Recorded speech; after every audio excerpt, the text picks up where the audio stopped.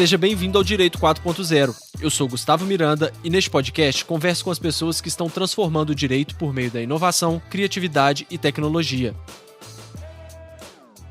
Até pouco tempo, as únicas opções de carreira no direito eram advogar ou prestar concurso público. Hoje, temos vários caminhos possíveis e um dos mais procurados é o do empreendedorismo jurídico. Insatisfeita com o poder judiciário e com as demandas da advocacia tradicional, a Marcela Carvalho resolveu arriscar, mudando totalmente o rumo da sua carreira para empreender. Com uma ideia incrivelmente simples e altamente eficaz, ela criou uma Lawtech que está fazendo a diferença na vida dos advogados e de seus clientes. E é sobre isso que vamos conversar neste episódio. Ela é advogada, pós-graduada em Direito e Tecnologia e Direito Empresarial com foco em inovação, privacidade e proteção de dados, sócia do escritório Carvalho e Menezes Advogados e cofundadora da Lawtech e Vijur. Vamos nessa? Marcela, seja bem-vinda ao Direito 4.0.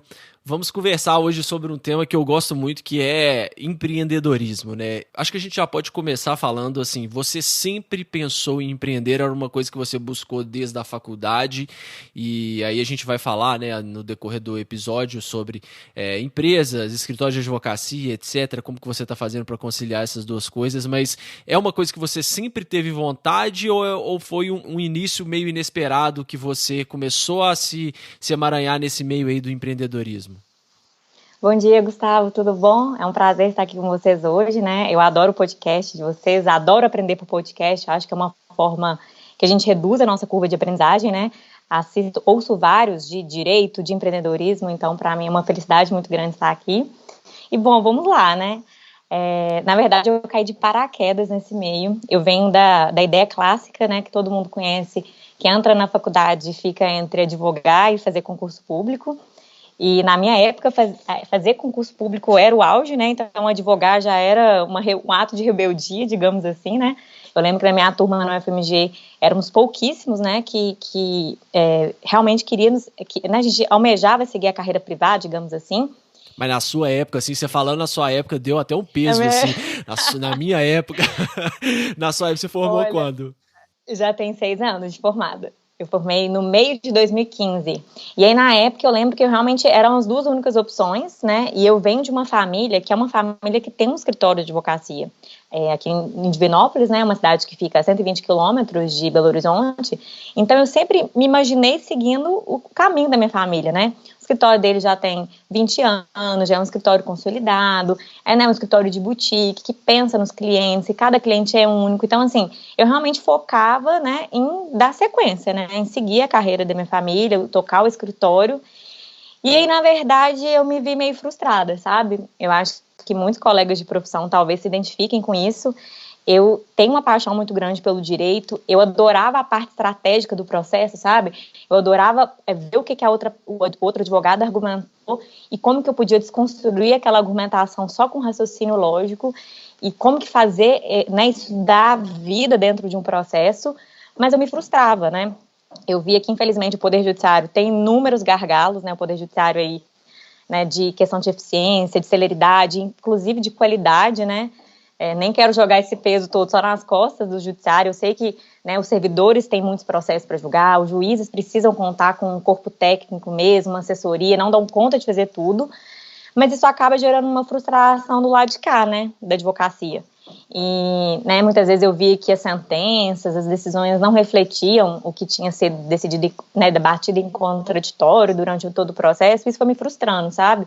Porque essa advocacia que não é de massa, ela é artesanal, né? Então ela demora muito, ela demanda muito. E aí eu fui me frustrando no direito. Falei, poxa, eu era apaixonada na faculdade, sempre quis advogar, não quis ir para a carreira pública, não quis, né, fazer concurso.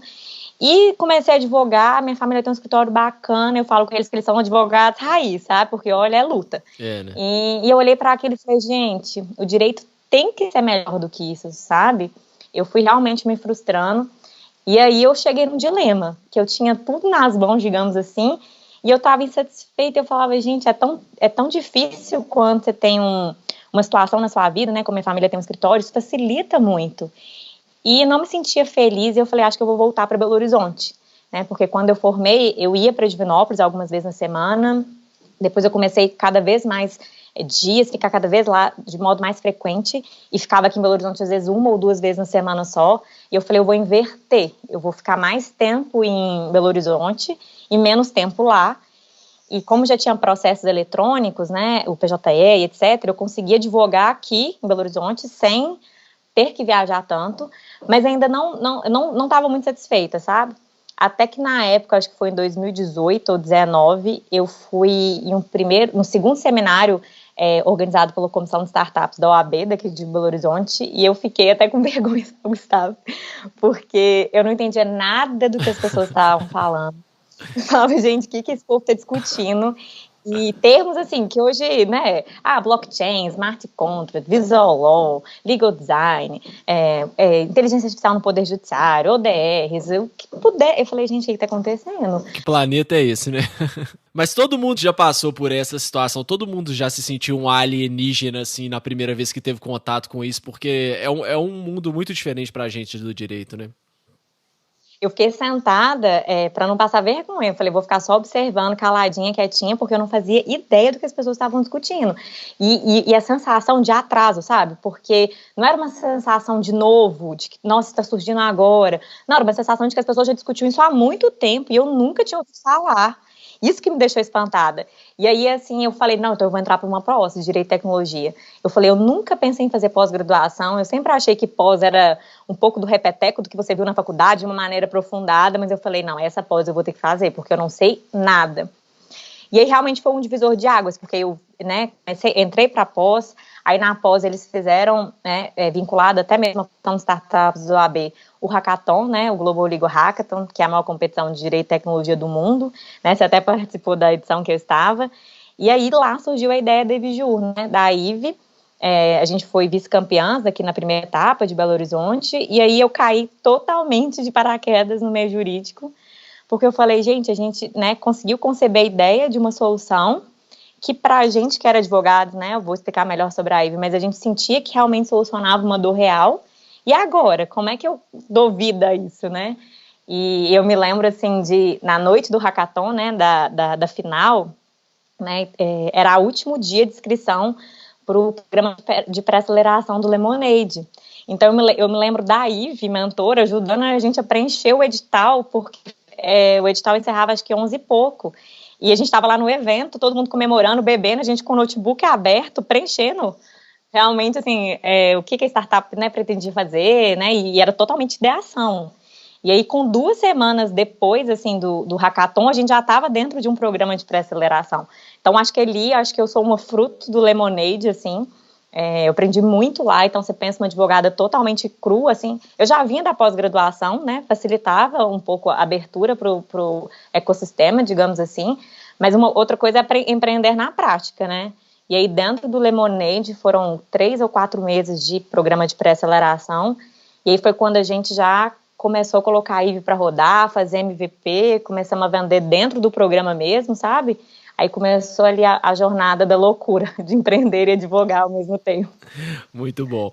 E é muito legal ouvir essas histórias, porque assim, são muitas histórias parecidas, né, que é meio que a jornada do herói, né, que em storytelling tem muito essa jornada do herói, né, que você tá lá insatisfeito e aí de repente você se expõe numa situação que você acha que, nossa, já tem muita gente à frente de mim, eu nunca vou conseguir, tem aquela decepção e aí você, né, se abre um mundo totalmente diferente, que você se apaixona e aí as coisas começam a dar certo, enfim, isso é muito legal e tem muita gente seguindo esse caminho, mas o que é, então, vamos falar para quem não conhece, o que é a IVE, o que a IVE faz, porque assim, eu achei a ideia genial, é de uma simplicidade para resolver um problema que é, na minha opinião, um dos maiores problemas dos advogados e escritórios de advocacia hoje. É uma das maiores dores dos clientes, né, desses escritórios, porque o advogado é muito difícil, tem a fama de enrolado, de que não dá retorno e que fica aí o cliente anos e anos sem saber o que está acontecendo no processo, e vocês tiveram uma ideia muito legal de como resolver. Então conta pra gente o que é a IVE, o que ela faz. Não, perfeito. Então, a IVE, a ideia realmente é muito simples, né? Quando eu olho, eu falo, gente, realmente, será que ninguém pensou nisso antes? E é muito simples, porque o nosso intuito, a gente quer fazer com que o cliente tenha um acesso à justiça de forma de qualidade, sabe? Que ele consiga compreender efetivamente o que acontece no processo dele. E o que a IVE faz? Né? O advogado, a gente vê que ele não tem tempo mesmo, gente, para poder dar foco para quem realmente importa, que é o cliente, né? Quando a gente pensa na maior parte dos escritórios, né, que a gente tem, que são pequenos e médios escritórios, os advogados, eles têm uma rotina muito complexa, né? Além de ter que, né, fazer as teses, as defesas, ter que fazer audiência, achar com o juiz, né, fazer a gestão interna do escritório. A gente tem muito uma discussão aí se o escritório é ou não empresa, e a gente sabe que não entra nessa questão pela própria mercantilização do direito, mas é inegável que os escritórios precisam de uma gestão mais profissional, de pessoas, de recursos, de riscos, né? O advogado, ele tem que se preocupar hoje em dia com a imagem dele, com a reputação, com o marketing digital, ele tem que fazer ser visto. E aí, quando você olha esse mundo de tarefas, onde que o cliente ele se insere, né? A gente vê que o advogado, ele fica muito preocupado da porta para dentro, e quem é o foco, quem é a razão de ser de todo e qualquer escritório, que é o cliente, acaba ficando negligenciado, porque o escritório, o advogado, ele não tem tempo, dentro dessa loucura que é o dia a dia, de comunicar ao cliente o que tem ocorrido no processo dele, né? E por outro lado, para o cliente, o processo dele é a coisa mais importante, né? Para ele, o processo dele é o mais importante do escritório. Isso é que as pessoas falham muito, miseravelmente, né? De entender que para o cliente aquele processo, advogado está acostumado a lidar com o processo, ele lida com vários processos todos os dias, mas para o cliente aquilo é o processo da vida dele. Por mais banal que seja o assunto, para o cliente isso tem uma importância muito grande. A gente até então não dava essa importância, porque a gente tinha uma desculpa, que é uma desculpa boa, mas não funciona mais, que o Poder Judiciário é lento, eu não posso fazer nada, seu processo não teve nenhum andamento relevante para eu te comunicar, e eu fiz algumas movimentações técnicas que não cabe a você, mas isso não funciona mais. Até, olha, seu processo está parado, é uma coisa que você tem que informar para o cliente, né? Não dá mais para simplesmente, judiciário é lento, espera aí, quando tiver alguma coisa relevante eu vou te comunicar. Não funciona assim. Exato, para o cliente é uma angústia mesmo, um sofrimento. E a gente pega dados do CNJ, a média de tramitação de um processo de conhecimento é 4 anos, de um processo de execução 8. Então, assim, se você como advogado se importa de comunicar para os seus clientes os atos importantes do processo, né, você tem ainda esse cuidado, né, entre uma audiência de instrução e julgamento e uma sentença podem transcorrer anos. Então, assim, é o que você disse, o cliente fica no limbo, né, e o pior, mesmo que ele queira acessar os sites dos tribunais e verificar a movimentação do processo, porque ele tem acesso, ele não entende a linguagem, porque a linguagem é completamente técnica, é um juridiquês mesmo. Nem nós, advogados, estamos dando conta de tão juridiquês. A gente está desenvolvendo visual técnicas para deixar o direito mais palatável. Então, imagina o cliente, né, do advogado. E aí a IVE se propôs, então, a simplificar. Fala, olha, advogado, você não tem tempo para comunicar ao seu cliente atos corriqueiros do processo, né? Tudo bem, a gente faz isso por você, sem demandar do seu tempo, sem demandar na forma de alteração, sem requerer alteração na gestão interna do seu escritório. E a gente faz isso de uma forma simples e acessível. A gente dispara para o seu cliente no WhatsApp dele ou no Telegram, sempre que tem uma novidade no processo, seja aí de andamento ou de publicação, e a gente dispara isso para ele de uma forma simples e acessível, sem juridiquês, né? Porque a gente percebe que, assim, é o que você falou, para o advogado é muito banal.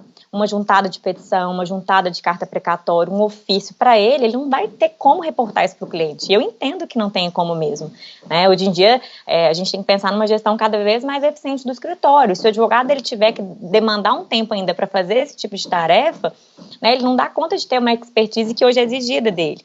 Mas para o cliente, ele vê o andamento do processo, ele vê o que está acontecendo, foi juntada a petição esse mês, 2, 3, mês que vem teve um ofício, teve um mandado, né, de citação, o que aconteceu, para ele vê que o processo está andando, sabe?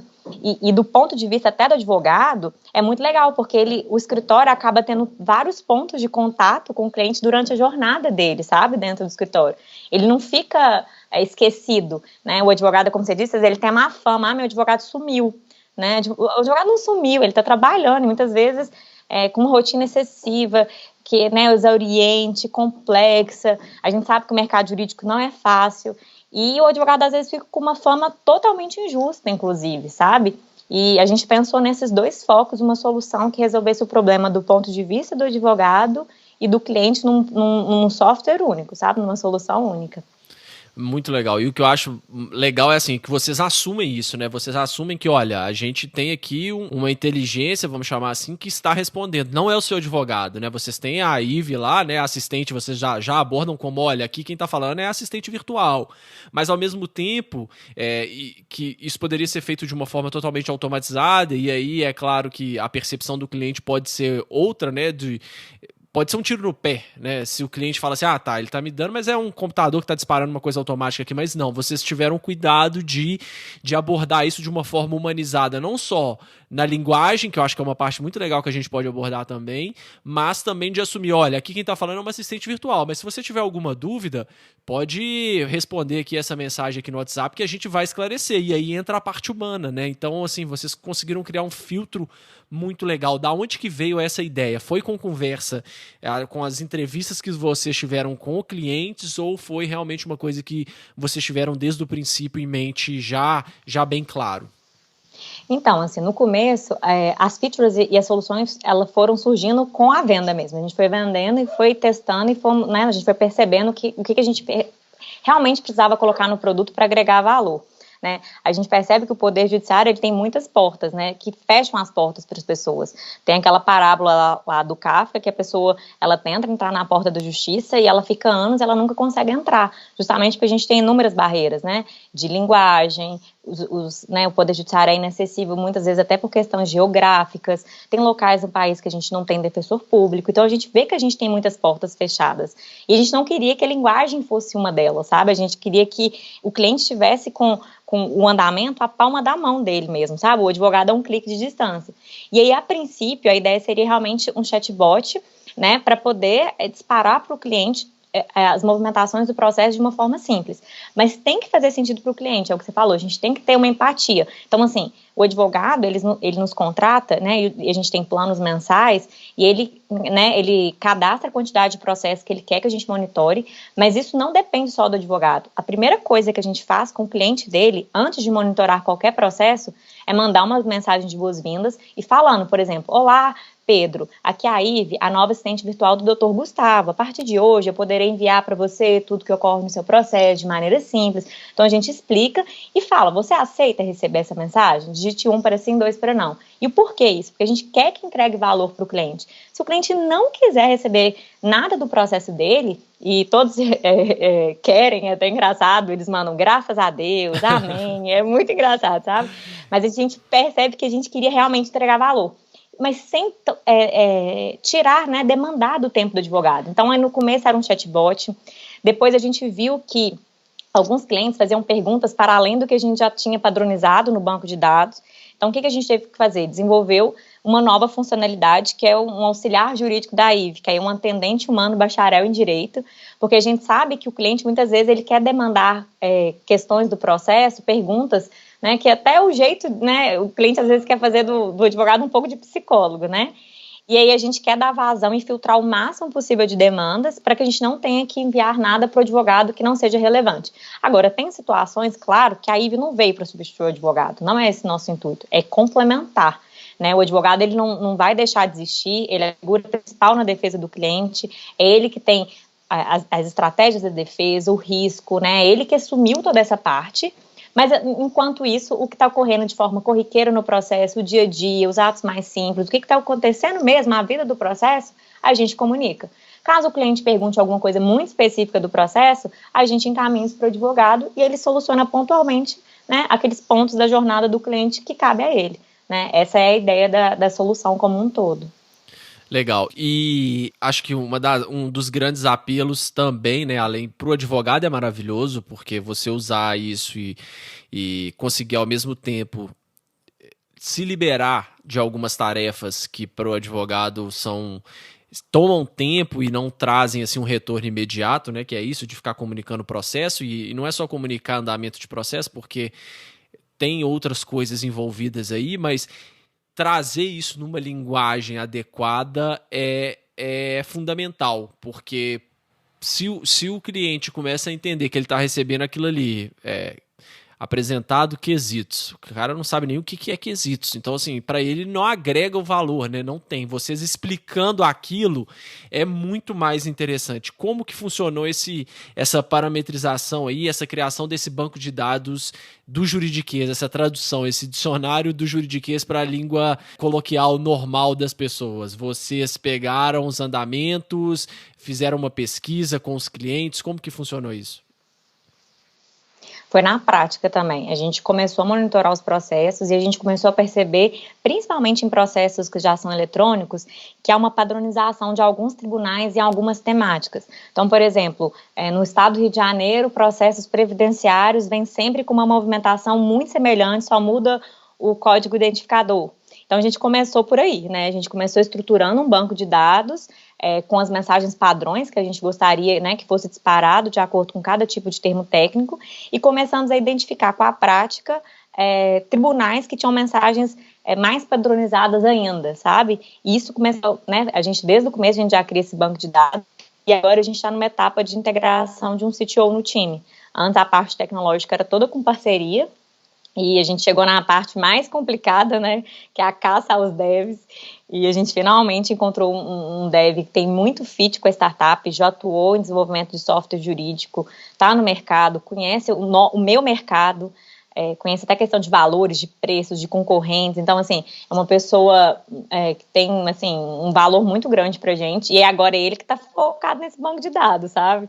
Agora é o que a gente fala, ele que lute para poder fazer com que isso fique cada vez mais robusto, né, e que a gente consiga patronizar cada vez mais. Porque no começo a gente sempre foca, vamos ter uma inteligência artificial, né, acho que tem uma hype, né, da inteligência artificial, tem toda uma questão voltada para isso, e não é o nosso estágio atual, né, a gente consegue operar muito bem com árvores de decisões, né, a gente foi estruturando dessa forma, por meio do banco de dados mesmo. No começo era muito simples, hoje o Francisco já tem dado um corpo maior para esse banco de dados, mas, né, machine learning eu acredito que seja mais para frente, quando tiver um volume muito grande, né, os dados públicos, né, os dados processuais são públicos, então talvez isso facilite, né, para aprendizagem. Não faz sentido na frente ter algum parceiro ou algum escritório que a gente sabe que já tem essa tecnologia desenvolvida para poder agregar na IVE. Então, assim, vão abrindo portas, né? Não é o estágio ainda, mas a gente tem organizado de uma forma que funciona hoje em dia e funciona bem. E para quem não sabe o que é árvore de decisão, gente, há alguns episódios atrás, eu até estava mais evangelizador, assim, de Google Sheets e Excel. Agora eu tô mais tranquilo, porque eu acho que a gente subestima muito, já falei também isso algumas vezes aqui, a capacidade que a gente tem nas mãos hoje das ferramentas simples que a gente utiliza e não dá valor. A árvore de decisão é simplesmente, se A, resultado B. Então, se você tiver no Excel lá, você coloca na coluna A, se você tiver um andamento que é processo concluso, sistema, você envie para o meu cliente o que quer dizer concluso. Aí você escolhe a linguagem que você quer dar, né? Então, assim, é uma coisa, eu gosto sempre de trazer esse lado mais realista do empreendedorismo também, porque, igual você falou, tem essa hype da inteligência artificial, tem gente que acha muito legal falar que está usando inteligência artificial, seja como marketing, enfim, seja para atrair novos clientes e tal, mas não é a realidade. E às vezes você não precisa da inteligência artificial, você consegue resolver o problema de uma maneira mais simples. Então é igual você está falando, se você consegue padronizar o seu banco de dados, quando fala quesitos, apareceu quesitos no despacho, eu quero que você fale para o cliente isso, isso e isso. Pronto. É uma coisa assim, simples, relativamente simples de ser feita, mas que permite grandes revoluções e grandes funcionalidades e dá pra gente matar muita dor de cliente com a tecnologia básica que a gente tem. Não precisa enlouquecer e sair querendo inteligência artificial para resolver tudo, né? Exato, e assim, até pensando no desenvolvimento de uma startup mesmo, né? Eu lembro que na época que a gente lançou o produto para vender mesmo dentro do Lemonade, a gente falou, nossa, gente, não tá bonito, não tá perfeito, como é que a gente faz? E a gente se apegava muito à frase que se você lançou o produto bonito é porque você lançou na hora errada, né? A gente focava muito nessa ideia. Você lançou atrasado. Lançou atrasado, acredita nisso, porque olha, você tá vendendo assim, vamos ver se vende. Se vendeu assim, imagina então quando estiver perfeito, quando estiver, né, totalmente idealizado, a tecnologia toda, né, o ápice da tecnologia, você imagina então, né, se vende dessa forma, imagina quando você tiver desenvolvido. E realmente, assim, se a gente fosse gastar, ter um investimento com machine learning, a gente nem tinha lançado o produto ainda, né? A IVE tem um ano agora em abril desse ano, e E a gente sabe que a aprendizagem de máquina é algo complexo, demora mesmo. Então, pensa montar um time desenvolvedor que seja capaz, né, de fazer a modelagem desse tipo de algoritmo, que seja capaz de estruturar um banco de dados mesmo para poder fazer essa aprendizagem, sendo que a gente nem sabia se ia vender, a gente acreditava muito na solução, a gente fala, peraí, isso soluciona o problema para mim, né? Eu, como advogada, enxergo esse problema de comunicação com o meu cliente, mas vende, você também enxerga isso? Então, para a gente fazer muito mais sentido estruturar com ferramentas do dia a dia, que é o que você falou, muitas vezes coisas que são simples, né, que são acessíveis, fazem com que a gente atinja resultados que são bons, né? Que é a nossa meta, claro, é cada vez mais tornar o sistema o menos dependente de humano possível, porque isso facilita a nossa vida, mas tem uma trajetória longa por aí, a gente está bem confortável com isso, a gente está bem tranquilo, a gente sabe que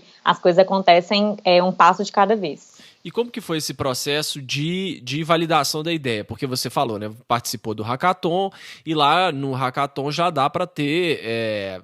já dá para validar uma ideia, mas saindo de lá, acredito eu, é que vocês foram fazer uma validação ainda maior para entender se o que vocês iam criar, como que seria essa ideia e o que vocês iriam disponibilizar no mercado. Como que funcionou? Vocês entrevistaram mais clientes, potenciais clientes, vocês entrevistaram pessoas que têm processos judiciais em andamento, como que funcionou isso? Uhum. No começo, assim, os founders fazem tudo, né? No começo é muito desafiador, porque até fazer vendas, né, rodar o funil de vendas e etc, eu fiz. Isso é muito bom, por um lado. É desgastante, porque você acumula um monte de tarefas, mas por outro lado é sensacional, porque você conhece o mercado, você conhece os clientes, você conversa, você vê o que eles, qual é realmente a dor deles, quais são as objeções que eles têm ao seu produto, né? O que eles almejam de um software jurídico, e assim, claro, tudo filtrando, porque às vezes o cliente quer tudo, e se você for pegar tudo que o cliente fala, vira um Frankenstein, você não tem braço para desenvolver tudo que ele quer. Mas a gente foi conhecendo cada vez melhor, né, o nosso público, o perfil de cliente ideal, como que a IVE poderia agregar valor no dia a dia, né? Então a gente foi vendendo, a gente foi vendo que, assim, poxa, esse cliente aqui está pagando um ticket médio tão alto, né? Vale a pena? Nossa, tá valendo, nossa, tá validando, nossa, tá vendo resultado, né? NPS, a gente foi fazendo questões do dia a dia mesmo para ver o que fazia sentido, qual que era a funcionalidade. E na nossa cabeça, assim, a principal coisa que mostra se você soluciona uma dor é realmente se a pessoa tira o dinheiro do bolso e paga, sabe? No começo, eu lembro que até no Lemonade a gente tinha plano degustação, que era um plano free. A gente vira e mexe, fica meio perdido, será que a gente usa como estratégia ou não usa? Mas, assim, a forma efetiva, quando a pessoa testa, ela já está querendo ver o produto. Mas quando ela tira o dinheiro, né, e paga ali uma forma recorrente, essa é a melhor forma de validação para a gente, sabe? Conhecer o cliente, conversar com ele é excelente, mas se ele efetivamente paga por aquilo, é o que a gente fala, né? Se você está comprando um antibiótico ou uma vitamina. A vitamina, se você não tem dinheiro, se você não interessa tanto, você não compra. O antibiótico, se for te receitado, você precisa tomar aquele remédio, né? Então, essa foi, de fato, a melhor forma de validação, é ver que os clientes compram e perfis diferentes, sabe? A gente começou a identificar, por exemplo, a princípio a gente achava que o nosso perfil de cliente ideal seria apenas ou o advogado autônomo, ou o advogado que tem um ou dois sócios, né, que o escritório demanda muito da gestão, demanda muito dele em questão de defesa, de questão de elaboração das peças, toma muito tempo, então o cliente acaba, né, não tendo muito contato com o advogado. E a gente acreditava que talvez grandes escritórios ou escritórios mais estruturados, como ele já tem equipe para fazer relatórios para os clientes, etc., talvez não fosse tanto o foco. E hoje a gente tem os dois tipos de clientes, sabe? A gente tem realmente, soluciona uma dor muito forte para o pequeno e médio escritório, mas para o escritório grande, escritório tem a área de sucesso do cliente, eles querem implementar uma nova tecnologia, eles têm muitas vezes o relatório e querem que a IVE complemente no dia a dia, sabe? Então a gente começou a perceber a potencialidade do mercado mesmo. E o que valida é se o mercado vende ou não, né? Se o mercado compra ou não. E como que foi a primeira venda? Você lembra, assim, a sensação da primeira venda? Como que foi esse dia? O que aconteceu? O que vocês fizeram? Eu me lembro, na época do Lemonade, a gente fez uma live. E essa live acabou, né, no começo da pandemia, a gente tinha várias lives, ainda a gente não estava saturado, né, digamos assim. Estava todo mundo muito interessado, videoconferência, cursos, lives. E aí, nessa live, né, a gente fez no Amo Direito, que era um perfil que, né, que tem muitos seguidores, etc. E aí o pessoal realmente começou a seguir a IVE no Instagram, nas redes sociais, e começou a vir para poder, né, conhecer. E o mais legal é que, por mais que fosse uma startup aqui de Minas Gerais, nosso primeiro cliente foi do Nordeste, se eu não me engano, Pernambuco. Isso mostra que a transformação digital chegou mesmo, né? A gente não precisa focar só na nossa região. A solução, né, o Brasil tem 1,2 milhões de advogados, então a gente não precisa focar aqui. E eu me lembro disso, a gente ficar muito impressionada, porque a gente achou que a gente teria uma capilaridade maior em Minas Gerais, por ser uma startup da capital, né, Belo Horizonte, e a gente viu que não, que pelo contrário, nossos primeiros clientes foram de fora, né, fora de Minas. Isso foi o que acho que deixou a gente mais espantadas, assim, sabe? Mas foi muito sensacional. A primeira venda marcou mesmo, né? Que é alguém acreditando na ideia, os early adopters surgindo. Todo mundo trocando mensagem no WhatsApp, comprou, aí. Aquele desespero, e agora, meu Deus, vamos ter que voltar para funcionar mesmo. E foi. Gente, é na coragem, viu? E eu sou muito perfeccionista. Nossa, é uma coisa que eu tô aprendendo diariamente, porque ter que gerir o escritório e uma startup, e o escritório, a minha sociedade também é nova, né? Antes eu advogava muito no escritório da minha família, como eu falei, e aí por causa da IVE, né, eu conheci uma das minhas sócias, né, na IVE, nós nos tornamos sócias no escritório, porque eu falo com ela que a gente se vê mais do que os nossos namorados, do que o noivo dela, porque a gente fica o dia inteiro juntas. A gente começou a pegar algumas causas em conjunto, viu que tinha sinergia, vamos por que não unir forças, né, já que a gente está nessa do dia a dia aqui, e aí tudo é muito novo. Então, assim, quando você é muito perfeccionista, é até uma forma da gente se sabotar, né? Quando a gente a gente procrastina quando a gente é muito perfeccionista. Porque você se convence de que decidir a cor de fundo do botão tal é muito importante, é a coisa que você vai passar 4 horas naquele dia fazendo, né? E aí você se sabota para as outras 1000 tarefas importantes que você tem que fazer, né? Exatamente. Aí eu falei, olha, não dá para ser perfeccionista com 2 empreendimentos, é o que tem e tá funcionando. Essa é a verdade, isso que eu fico satisfeita, sabe? De que as coisas têm andado e de uma forma, assim, feliz. A gente realmente completou 1 ano de startup, a gente tá com mais gás ainda, a gente sabe que tem um Vale da Morte, né, que tem, né, os primeiros anos são os mais desafiadores, então pelo primeiro a gente já passou. O primeiro ano realmente foi muito desafiador, porque é um ano de muita aprendizagem mesmo, né, de novidade, de você tem que aprender de tudo um pouco, de financeiro, de contábil, de investimento, de marketing, de sucesso do cliente, de tudo, né? Então, mas é sensacional, porque tudo que eu aprendo na startup eu aplico no escritório, sabe? Então, para mim, uma coisa mescla com a outra, nada do que eu estudo para um e que eu aprendo para um, eu desperdiço, digamos assim, sabe?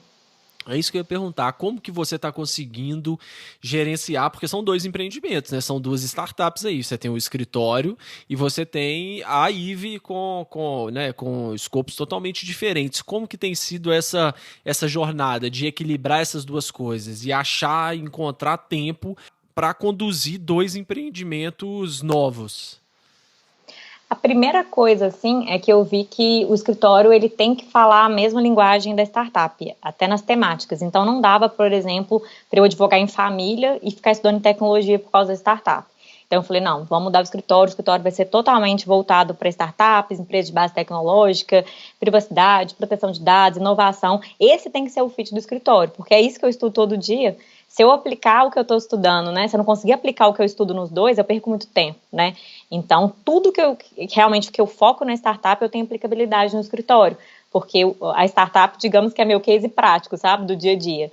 E tempo, viu? Tem que fazer gestão do tempo. Então, hoje em dia, por exemplo, eu tenho acordado cada vez mais cedo.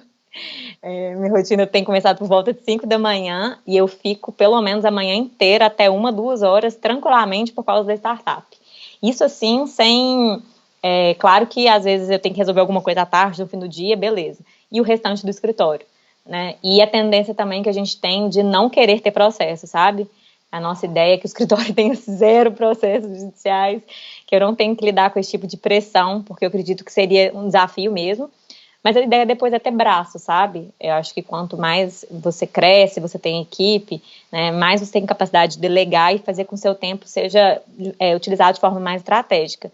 Mas até lá, né, até ter esse poder de delegação e tudo, é muita coisa para acontecer e tá tudo bem. Eu acho que a hora é agora, sabe? A hora de trabalhar é agora, vambora, porque eu tenho paixão pelos 2. Eu acordo todos os dias falando, nossa, ainda bem que eu tenho isso tudo para fazer, sabe? isso que me motiva. Que bom, que legal. E isso assim, é uma raridade também, né? Você conseguiu aí e teve essa perspicácia de entender que as duas coisas poderiam agregar simultaneamente, né? E construir duas coisas fortes dentro de um mesmo núcleo, né? Então, assim, é claro que cada um tem suas particularidades, mas você conseguir aplicar uma coisa tanto em um quanto no outro, já te dá esse gás e essa vontade e essa paixão mesmo de conseguir seguir com os dois ao mesmo tempo, né? E imagino eu que no Lemonade deve ter sido uma experiência também que você conseguiu agregar para as duas coisas. Como que foi passar por um processo de aceleração, assim, é uma coisa que você recomenda? Você falou que se aplicou pelo edital, passaram, e aí, como é que funciona isso? Eu recomendo muito. Para a gente foi muito interessante porque a gente realmente acabou de surgir, né? Então você realmente reduz sua curva de aprendizagem. Quando você está ali aprendendo, e a gente sabe que os times no começo eles fazem tudo, né? A startup é bootstrapping, tem os recursos próprios, né? O time se vira em tudo. Se você está fazendo isso tudo sozinho e você não tem você não passou por outras startups, você não já é não é um empreendedor, né, do meio, você realmente vai ter que fazer tudo do zero. E o legal do Lemonade é porque, né, foi um desafio, porque aí realmente foi muito complicado, porque foi na pandemia, o time ficava horas e horas, eu ficava em função do Lemonade de domingo a domingo, e efetivamente sábado e domingo também, porque semanalmente a gente tinha mentorias, né, específicas sobre assuntos, né, de áreas diversas, desde investimento, M&A, mercado, pitch, validação de dor, tudo que a gente podia imaginar para poder estruturar uma startup. E no final das mentorias, né, daquela semana, a gente tinha que cumprir determinadas métricas, a gente tinha que bater metas, a gente tinha que cumprir o que foi requerido, né? E apresentar um pitch para a banca de investidores ou para a banca de avaliadores, e isso era semana a semana. Então, né, se sendo criticado, as pessoas falando por que você não pensou nisso, o que você podia ter feito melhor, né, colocando o dedo na ferida toda semana, durante meses, né, 3, 4 meses, né, e uma vez por semana a gente também tinha um checkpoint, que era, né, um feedback mesmo dos nossos mentores. A gente tinha 2 mentores, o Dudu e o Henrique, que eu falo com eles que eu amo e os odeio, porque eles são sensacionais, mas era difícil, né, tomar paulada ali todo dia e crítica para crescer, para construir. Então isso foi muito bom, né, porque a gente cresceu de uma forma mais rápida, até como coragem mesmo. A gente colocou o produto para vender dentro do Lemonade, sabe? E eu acredito que se a gente talvez tivesse, né, saímos do hackathon, vamos dar sequência na ideia, talvez eu teria me esforçado para o produto ficar mais perfeito antes de lançar, sabe? Aquele medo de, será que vai dar? E lá no Lemonade pode lançar, vambora, vamos ver o que vai ser. E aí acho que te dá um suporte, né? Te dá um pouco mais de segurança, por mais que seja, por outro lado, um desafio de saber incorporar as críticas, saber incorporar que são startups em estágios diferentes, né? No Lemonade a gente teve startups muito interessantes, startups mais antigas, de 5, 6 anos, tiveram startups que conseguiram investimentos assim, de 2 milhões durante o programa, sabe? Então, assim, eram níveis diferentes, mas pensa a escola, né, pra gente, observando isso tudo. Aham. Foi sensacional. E fora o desapego que te obriga a ter da sua ideia também, né? Porque aí é um dos pontos principais que eu vejo também, é conseguir desapegar para receber essas críticas e evoluir o produto, né? Então, assim, quando você tá tomando porrada toda semana e sentindo que nossa, eu achei que eu tinha tudo sob controle, que eu tinha pensado em tudo, vem alguém te dar uma outra visão, isso é muito legal, e a gente não tá acostumado com isso.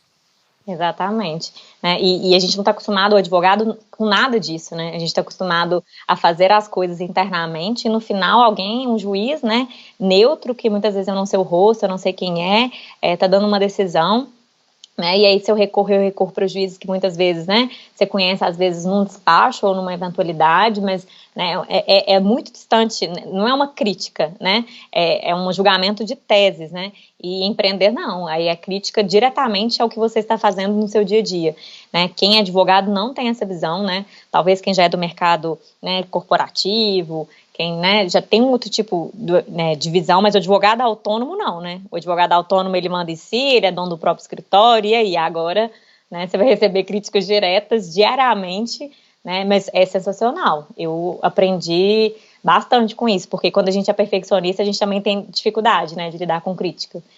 Justamente, talvez por isso que a gente queira não deixar nada em aparência, né? Nada defeituoso ou que ainda não seja tão bom aparente, né? Mas é um desafio, porque quando você foca na perfeição, você não evolui.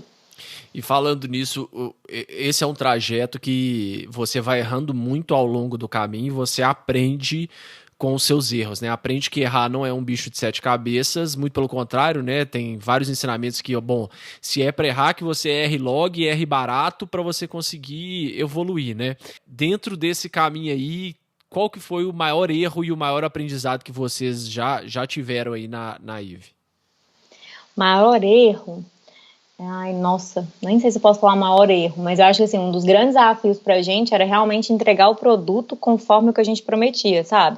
Então, por exemplo, tá no nosso termos de uso que a gente entrega as movimentações até um dia útil. No começo, a gente tinha um parceiro que nos auxiliava nisso e a gente não conseguia entregar. A gente ficava completamente desesperado, falava, gente, será que isso vai comprometer se o cliente receber um dia a mais?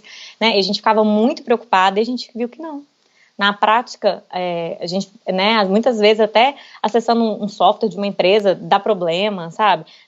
Grandes empresas, grandes times, tem time de TI regularmente para poder realmente aparar, né, as arestas para poder corrigir erros do sistema, erros de programação. Os tribunais não são fáceis de lidar, porque, né, quando você vai, por exemplo, fazer uma leitura de um andamento, você tem captcha, recaptcha, aquela confusão toda. Então, assim, às vezes você tem que mudar a regra de programação. Então, assim, a gente começou a falar, opa, isso não é um defeito grave, sabe? As coisas fluem, tá tudo certo, né? Talvez se a gente estivesse fazendo um software de gestão processual, né, poderia ser né, nossa senhora, e aí o advogado não recebeu a publicação no dia, e aí ele perdeu o prazo, né? No nosso caso não era, então a gente, não, pode ficar tranquilo, porque se atrasar um dia tá tudo certo, sabe? É porque você já vinha com essa carga do advogado, né, de nossa, prazo, né?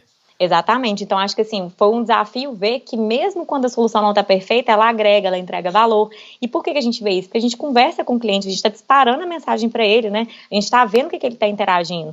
E a gente vê que, né, você tem alguma dúvida, digite 1 para sim, 2 para não, a gente vê que os clientes estão satisfeitos, a gente vê a forma como eles respondem, emojis, figurinhas, né, então a gente começou a enxergar valor para além das imperfeições, né, e tá tudo bem, e a gente ainda tem imperfeições e a gente trabalha todos os dias para que a gente consiga melhorar, então acho que isso foi o maior aprendizado, sabe, tá tudo bem, só não vale se conformar, sabe, não desespere, mas bola para frente, o que você pode fazer para fazer com que a regra de programação seja melhor, o que você pode fazer para entregar, talvez quase que imediatamente os andamentos, como é que pode fazer para a solução ser ainda melhor, sabe? Eu acho que são essas duas visões. Tá tudo bem, não tá perfeito, mas não se acomode. Entendi.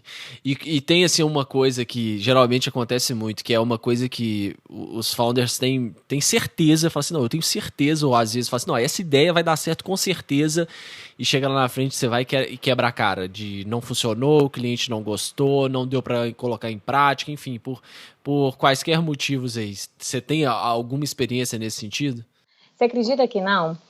As nossas features a gente foi desenvolvendo realmente de acordo com a necessidade, sabe? Então, por exemplo, além do auxiliar jurídico da IVE, a gente tem o secretariado simples. A gente começou a perceber que os clientes confiavam muito na IVE, no chatbot, e eles começavam a fazer demandas que a gente não tinha como solucionar com o chatbot, do tipo, advogado, queria marcar para no escritório pegar minha carteira de trabalho, manda para mim um boleto para eu pagar os honorários, e aí? Como dar vazão a esse tipo de mensagem? Então, a gente desenvolveu uma feature, que é o secretariado simples, né, em que a gente envia pequenas demandas do cliente para o advogado. Então, a gente foi colocando funcionalidades, a gente foi testando essas coisas de acordo com o que a gente sentia que tinha um gap ali, que podia preencher, e foi dando certo, sabe? Isso é muito bom, hein? Foi legal, assim, porque a gente foi testando essas funcionalidades. Claro que tem algumas vertentes, a gente às vezes pensa em testar o modelo no B2C, sabe? Será que teria uma vazão vender direto para o cliente? Mas a gente está com um pouco de receio, como que isso poderia ser recebido pela ordem? A gente sabe que tem algumas questões que a gente tem que, às vezes, pensar um pouco, né? Se tem alguma violação do código de ética, se não tem. Então, assim, algumas questões a gente dá para testar. Pode ser que a gente quebre a cara, mas tá tudo bem também, sabe? Legal.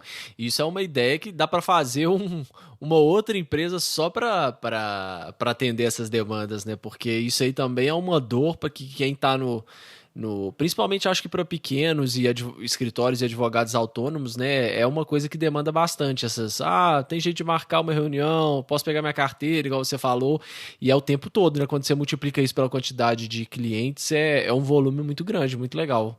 Você não sabia dessa feature aí, não. Porque às vezes o advogado não tem secretária, né? Não tem como fazer esse tipo de filtragem, então a gente filtra por ele. Muito, muito legal. E o que mais assim que dá ideia que do começo até hoje já mudou? Já mudou, eu acho que a operacionalização interna, sabe? A forma como a gente fazia o banco de dados, a forma como a gente foi estruturando o próprio banco em si, né? As divisões de tarefas entre as founders, né? Quem era no começo numa atividade financeira passou para operacional. Então, assim, dentro do time foi uma roda, dança das cadeiras mesmo, até a gente chegar num modelo que a gente falou, ok, dessa forma tá bacana. Mas e agora? A gente precisa passar para os próximos passos, né? E aí, realmente, não ter um CTO no time era um imenso desafio, até para essa questão de testagem, sabe? Quando você atua com parceiros, né, era realmente um desafio da IVE não ter um CTO no começo, a sua capacidade de testar o produto é menor, né? Porque a questão de ter um CTO, né, e um sócio, uma pessoa pensando de tecnologia, pensando na empresa, é que você testa todo dia, né?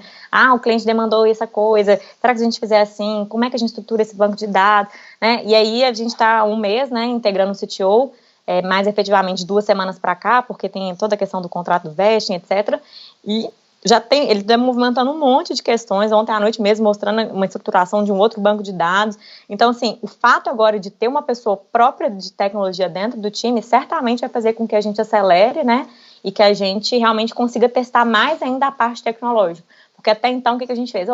Vamos vender, vamos fazer um MVP que seja redondinho, né, que entregue valor para o advogado, que entregue valor para o cliente dele, vamos ver se está fazendo sentido, está fazendo, temos clientes diversos, ticket diverso, atuamos em mais ou menos 10 estados, tá ok, beleza, e agora? E aí, tendo um CTO no time, né, vai ser muito importante para a gente conseguir testar ainda mais o lado tecnológico, né, sair um pouco da zona do conforto do MVP que a gente conseguiu criar, do valor que a gente entrega para os clientes hoje e arriscar cada vez mais e, eventualmente, até algumas features, né, conversando com clientes, né, essa foi uma grande vantagem do founder fazer tudo no começo, eu até acho interessante que se faça mesmo, porque depois, quando você vai delegar essa tarefa, quando você vai automatizar determinados processos, se você soube fazer aquilo, se você viu, né, você entendeu a dor do cliente, você conheceu bastante o seu mercado, fica fácil de você transmitir esse tipo de conhecimento depois para as pessoas que vão, né, desempenhar aquele papel.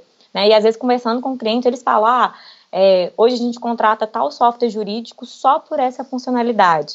Aí eu penso, será que isso pode ser uma feature no meu produto? Sabe? A gente vê que assim, a gente não tem concorrente direto, né? Mas a gente concorre no budget, digamos assim, com os softwares jurídicos, né? E aí, será que tem alguma funcionalidade que eu posso agregar como uma feature no meu produto? Né? Esse tipo de coisa a gente coloca no nosso roadmap, sabe? E com o CTO agora a gente espera testar bastante essas questões. E vocês seguiram com o mesmo time do Hackathon ou teve alteração, além de, claro, né, do CTO aí que vocês estão contratando agora, todo mundo seguiu no time ou não? Teve gente nova? Ou alguém desistiu? Éramos 4 founders, uma saiu logo no começo, infelizmente a gente viu que não tinha muito fit, assim, e a gente falou, então já que não é pra ter, bora sair antes até mesmo do Lemonade, sabe? Foi no começo, assim, uma visão diferente, se participava ou não do programa, e a gente falou, quer saber? Vamos fazer uma rescisão, vamos fazer tudo certinho, e aí ficamos 3, né? Nós éramos 4 mulheres, né? E agora temos o Francisco, né? Um homem no meio aí das 3, somos 4. E como que funciona, que é uma dúvida muito frequente também para quem está empreendendo, de trazer talentos para a empresa, porque todo mundo sabe que a startup não tem um grande caixa para contratar e, enfim, a realidade do nosso país hoje de contratação, ou você é CLT, ou você é sócio, ou você não é nada, e aí as pessoas estão meio que criando uma coisa nova para poder adequar, porque o que eu percebo é que nem as pessoas querem ser contratadas como CLT, porque às vezes não só pelo fato de ser uma coisa mais, vamos chamar assim, temporária, mas é uma questão mesmo de abraçar a ideia, de começar a integrar a equipe, de entender como que isso vai funcionar melhor, e as pessoas que estão dentro de uma startup nem sempre querem essa rigidez de um contrato de trabalho, enfim, de horas, de bater cartão, essa coisa que a gente vê aí que nasceu há muito tempo e agora já não faz tanto sentido para a nossa realidade. Como que está funcionando para vocês essa contratação de talentos? O nosso grande desafio realmente era trazer alguém da área de tecnologia e, como você disse, né, como você falou, essa é uma área, por exemplo, muito carente. A gente vê que tem startups aqui em Belo Horizonte, às vezes só não cresce mais porque tem vaga aberta e não conseguem preencher essa vaga. E a gente percebe que com, né, a virtualização, digitalização... Ainda tem isso, desculpa de interromper, né? Esse mercado, principalmente do lado de desenvolvedores, é muito aquecido, né? Então tem assim, eles realmente têm a opção de escolher o tipo de serviço que eles querem. Então se tem uma forma de trabalho que não agrada, eles simplesmente falam, não, essa eu passo, porque eles sabem que vai aparecer uma outra oportunidade, né? O mercado está muito aquecido para eles. Exatamente. E muitas vezes não só no Brasil, né? Então você pode ter trabalhando como desenvolvedor, ganhando em dólar, ganhando em euro. Então, assim, realmente foi um desafio muito grande, porque a gente não tinha essa pessoa no começo. E como ter, né? Como pagar um salário de um desenvolvedor, né, e sênior, pleno, como contratar essa pessoa no mercado, como disputar com as grandes empresas, né? A gente vê que não é só com startup, tem grandes empresas montando times, né, internos, né, questão de até hackathons internos, estimulando o desenvolvimento, né, desenvolvimento de soluções para os próprios modelos de negócios deles, né, dessas grandes empresas delas. Então, assim, a gente vê que tem uma competição muito grande e essa é a parte mais desafiadora. Nas outras partes, a questão de gestão, por exemplo, de marketing, comercial, de financeiro, a gente vê que o conhecimento hoje ele é muito difundido, né? A gente tem conhecimento muitas vezes de excelente nível, né, de forma gratuita. Então, assim, no começo a gente falou, opa, quem é melhor em financeiro, quem é melhor em contabilidade, interação com o cliente, quando o cliente liga, quem que é o melhor para conversar, quem que é esse rosto, como é que a gente foca em sucesso do cliente? A gente foi estruturando essas áreas dentro da startup, com que a gente tinha, né, de expertise, mas e o CTO, né? Essa pessoa, ela é insubstituível. E aí, no começo, a gente já observava esse CTO que está sendo integrado agora, né, através do Vest, a gente está concluindo ele, e a gente conversava com ele, via que ele tinha fit, vira e mexe, ele falava assim, opa, o que vocês estão fazendo? Desenvolvi uma solução para vocês, vocês querem? Vocês têm interesse? Eu via que ele tinha interesse no nosso modelo de negócio, foi muito bom, só que ele trabalhava numa empresa que demandava muito dele, do tempo, então realmente ficou muito complicado, falou, nossa, esse cara é sensacional, mas infelizmente acho que não teria como, né, até por questão do trabalho dele.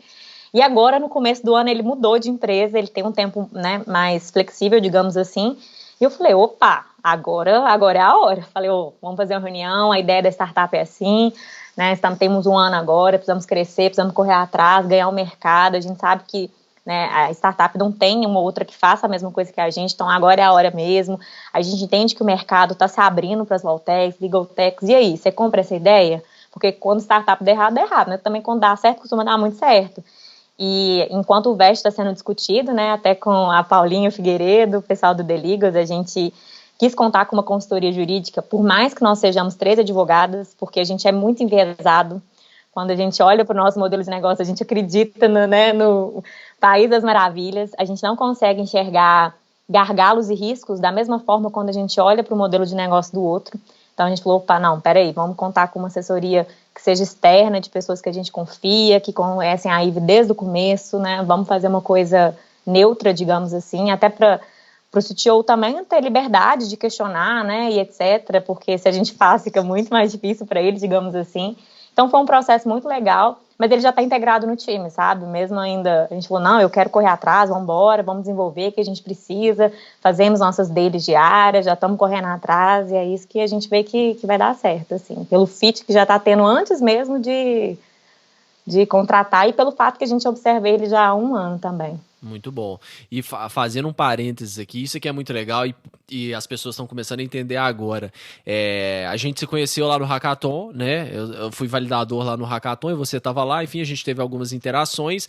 Isso já tem, agora eu já até perdi a noção de tempo, deve ter 2 anos, né? Por aí. Deve ter 2 anos. Foi tem um ano do Hackathon, foi em março do ano passado. Um ano, foi 2020, tem razão. Um ano e pouquinho. E aí Agora, na hora de contratar uma assessoria jurídica, você contratou a Paula, que foi a host, né, do Global Legal Hackathon, ou seja, vocês também tiveram interações lá e pelo fato de participar da comissão, não sei qual outro tipo de contato que vocês tinham. Então, assim, para quem quer qualquer tipo de mercado, independente se é de tecnologia ou não, a pessoa tem que estar lá de alguma forma, né? Uma hora as coisas saem. Quem que você vai lembrar na hora de precisar de uma assessoria jurídica? Você lembrou da Paula, porque você teve interações com ela, né? Então, assim, e já teve aqui no podcast também, então é uma coisa que vai puxando a outra, né? Isso é muito legal desse meio, que a gente está começando a se abrir e a entender que uma interação despretensiosa, realmente aberta, sem segundas intenções, pode gerar negócios e pode gerar oportunidades e contatos e parcerias, né? Isso é muito legal. Não, é sensacional, assim, eu comecei a fazer mais networking, focar nisso, realmente, quando eu entrei para a comissão, né, startups do OAB, foi ali que eu comecei a ver, né, primeiro, tanto que esse meio empreendedor é colaborativo, as pessoas querem sim se ajudar, é muito diferente da advocacia tradicional, que geralmente é uma competição, há um individualismo, né, o meio não, todo mundo quer compartilhar, quer colaborar mesmo, promove eventos. Agora na pandemia está mais complicado, mas a gente sabia que a comissão era muito atuante, né? E é o que você falou, assim, ali a gente faz contatos, né? Até mesmo em razão da pós-graduação também. Eu falo assim, nossa, é muito valioso, né? São pessoas com quem eu posso contar, né? A Paula mesmo, até questões assim da startup, de assim, vamos passar por tal rodada aqui, esse investidor será que vale a pena? E quando você tem alguém que já está nesse meio, ela fala, opa, talvez não seja tanto fit de vocês, talvez não, sabe, tem alguma pessoa que realmente tá lá dentro do mercado há tanto tempo, né, que conhece o mercado em si, sabe, conhece todo mundo, conhece questões nacionais, digamos assim, né, então é muito valioso isso, esse network, esse contato, essa colaboração, e é o que você falou, a gente teve contato com a Paula, tem contato com a Lorena, tem muitas pessoas que nos ajudam no dia a dia, que a gente é, assim, extremamente gratas, tanto em questão do escritório, quanto em questão da startup. Eu tenho elas, assim, a Paula e a Lorena como referencial, assim, até de profissionais, sabe? Elas são demais. Não, são sensacionais. E eu foco muito nas duas, assim, exatamente pela energia, pela forma de enxergar as coisas, pela forma de trabalhar, e elas deixam isso muito em evidência nos eventos, né? Então, quem participa acaba tendo uma oportunidade de contato com pessoas que são sensacionais. É isso aí, muito bom. E futuro, vamos falar um pouquinho de futuro, como que vai ser o futuro da IVE, quais são os planos, próximos passos, o que vocês estão pensando e planejando? O nosso passo mesmo, com a integração do CTO e aí o veste assinado e certinho, é realmente ganhar o mercado. A gente quer, tudo bem que a gente ainda é bootstrap, mas a gente entende que o nosso produto vende de uma forma fácil, sabe? A gente viu que a trajetória de vendas realmente é curta, porque geralmente o lead, quando ele nos procura, ele já tem a dor reconhecida, sabe? Às vezes o lead demora um tempo para reconhecer a dor, daquele, né, o que faz sentido para mim ou não, e geralmente o lead não, ele já chega falando, opa, realmente eu não consigo me comunicar com o meu cliente porque eu não tenho tempo, meu cliente está me demandando, eu sou escravo do meu WhatsApp, né? Todo dia eu recebo não sei quantas mensagens de cliente perguntando o que é ato ordinatório de mero expediente, o que aconteceu no meu processo, né? Parece que teve um monstro, um bicho. Então, o cliente já chega com a dor pronta. Só que a gente também não conseguia antes de escalar sem ter um CTO, né? Como que eu escalo e entrego um produto de qualidade sem ter alguém internamente no time para automatizar todos esses processos, para poder verificar todas as falhas, para poder falar, opa, esse aqui deu certo, esse aqui não deu certo, vamos correr, vamos corrigir. Como é que você faz isso, né? Você acaba que a gente ficava meio que presa numa situação. A gente tinha um produto muito bom, a gente via que entregava valor, mas se é alguém de tecnologia, como é que você escala? Como é que você cresce, né? E a nossa ideia agora é realmente ganhar o mercado. A gente vê que a gente não depende de localização, né, de geolocalização, a gente pode investir em qualquer estado do Brasil, marketing, né? A gente sabe que com isso a gente consegue ter uma assertividade muito boa, só que a gente não podia fazer tanto, né? A gente crescia até de uma forma muito orgânica, assim, o começo da IVE foi muito... a gente nunca foi muito fazer patrocinado, nem nada nesse sentido, os clientes que de certa forma nos procuravam por meio das redes sociais, né? Eventos, lives, disponibiliza e-book, algumas coisas assim, e acabava que o cliente procurava, então a gente foi criando um CRM, foi criando uma estrutura interna, mas agora não, a gente entende que com o CTO, agora a gente não quer só um crescimento orgânico mais não, sabe? A gente quer focar em aumentar a clientela mesmo, a gente quer focar em realmente, né, verificar o que a gente pode fazer, entrar para um radar da B2L, como que a gente pode criar estratégias para que a gente tenha ainda mais visibilidade no mercado, fazer parceria com algum software, se faz sentido, não faz, sabe? São algumas coisas que estão na nossa mesa, testar num B2C ou não testa, são personas diferentes, o que isso pode agregar ou não. Então, a gente tem algumas coisas no roadmap que a gente acredita que até dezembro, em questão de 6 meses, muita coisa vai mudar. Legal, tomara que vocês tenham ainda mais sucesso aí, que eu acho que, por acreditar muito na ideia, eu acho que é uma coisa que vai acontecer bem rápido, mais rápido até do que vocês estão imaginando. E na hora que você falou do ato ordinatório aí de mero expediente, eu lembrei de um caso maravilhoso que ninguém me contou, aconteceu lá no escritório há alguns anos atrás. Uma vez uma cliente ligou, e a gente lá é um escritório boutique também, então a gente tem essa coisa, né, da experiência do cliente, enfim, de atender os clientes realmente com muito zelo e, enfim, que eles estejam bem satisfeitos. Uma vez ligou uma cliente muito indignada lá para o escritório, mas ela estava muito indignada. A gente tinha um processo trabalhista, e aí ela ligou indignada porque ela consultou o andamento processual na internet e viu que a gente tinha feito um acordão no processo dela. Só que o acordão que ela viu, na verdade, era um acórdão que tinha sido publicado. E ela ligou muito indignada, como que vocês fazem um acordão assim no meu processo sem me comunicar e tal. Então, assim, é um caso engraçado porque, né, ela imaginar que além de ter sido um acordo, a própria justiça ainda ia colocar no andamento processual que foi um acordão, né? Foi assim, foi excelente, foi um acordão que a gente fez aqui, mas demonstra essa distância que a gente tem, né? Esse juridiquês que a gente usa e que é realmente uma barreira. Mas eu lembrei desse caso porque foi muito sensacional na hora até que a gente explicou para ela e conseguimos mostrar que não, que tinha saído um acordo de um recurso que tinha sido feito, etc e tal, mas a gente sempre ri muito desse caso porque, assim, demonstra muito a dificuldade que a gente tem o tanto que a linguagem é uma barreira e pode criar muitos maus entendidos, né? Mas é muito bom. Não, e aí tem uma colega que ela fala dessa questão da linguagem também, que uma vez ela foi explicar para o cliente, né, o que era, e falou, não, porque a ré, e etc, falou, ré para mim é de carro, sabe, e a pessoa, pra gente são palavras muito óbvias, né, e o cliente sofre, gente, o cliente não sabe, e é independente do nível de escolaridade, sabe, a gente percebe isso, não é porque a pessoa foi ou não alfabetizada, é porque ela não faz parte desse meio, desse nicho. Você pode ser, ter tantas graduações, ser um engenheiro aí que você não vai entender o que é um ato ordinatório de mero expediente. E tá tudo bem, porque você não tem que entender isso mesmo, né? Mas e aí, como é que fica essa responsabilidade do advogado ter que te comunicar tudo também, né? É complicado, né? Não dá para demandar tanto assim. Então, realmente fazer com que a pessoa tenha um acesso à justiça por meio da linguagem é algo que a gente faz com que o Poder Judiciário se torne mais próximo, né? Mais acessível às pessoas. Muito bom. Marcelo, então, para a gente já ir aqui caminhando pro final do podcast, se você tivesse que dar uma dica, só uma, para quem quer empreender no direito, qual que seria essa dica mais valiosa que você daria? Não se deixar abalar, assim, pelas dificuldades, pelos desafios. Pelo contrário, a gente vê que o Poder Judiciário tem muitos gargalos, muitas dificuldades para serem superadas, e quando você tem muito problema, né, você tem possivelmente muitas soluções, né?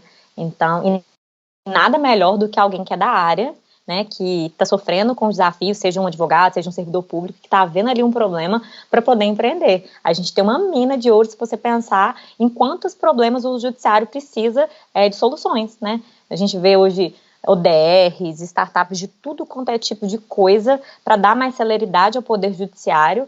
Então, a minha dica seria essa: aproveite a oportunidade, né? Talvez não exista um case de poder judiciário como o nosso, né?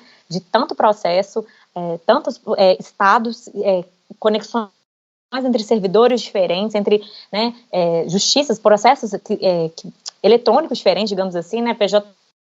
JPE, ESAG, é muita coisa que precisa ser feita. Então, avalie as oportunidades e invista, né? A gente vê que realmente criar a solução e colocar no mercado, por mais que ela não seja, né, perfeita, tá tudo bem.